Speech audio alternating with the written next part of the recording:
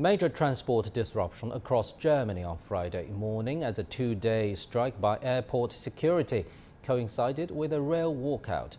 The latest industrial actions come as railway staff continue their disputes with employers over pay and conditions amid a cost of living crisis and inflation that is squeezing the country. Peter Oliver reports.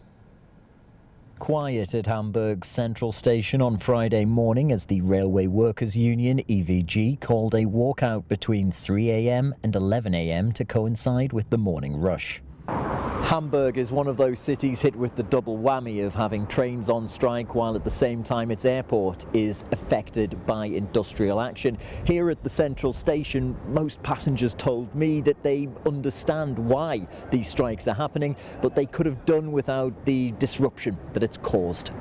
I think the strike is justified, but it has a lot of consequences. For example, we just went on a class trip to Hamburg for a week, and now we have to completely reschedule our journey home. The corona crisis has already led to losses. Then comes inflation. The strike is very justified. Of course it brings us difficulties to travel from Hamburg to Münster. And okay, we accept it now. And we are just looking forward to going home. The rail union is looking for a 12% rise in pay, or at least $710 more per month. Some passengers impacted by the strikes are not so understanding. This sucks. There are a lot of people, little people, who want to go on vacation, want to fly, have saved up for trips themselves, and nothing works. You should think about it. What do all the train cancellations alone do?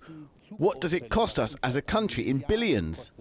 In Hamburg, Düsseldorf and at Cologne Airport, security staff are on strike action that started on Thursday and will run through until Friday night. Around 700 departing flights will be affected, affecting an estimated 100,000 passengers.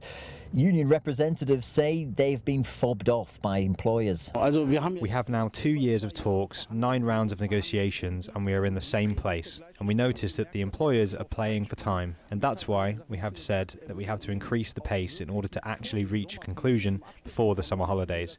Because I don't want to imagine how it will turn out if we carry this conflict into the summer holiday period. Inflation is at the heart of the argument.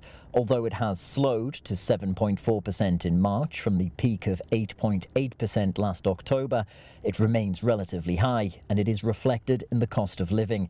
This is why the unions representing the airport security staff are seeking wage increases. Meanwhile, German railway unions have set a deadline of the end of this month to find an agreement, which looks highly unlikely right now.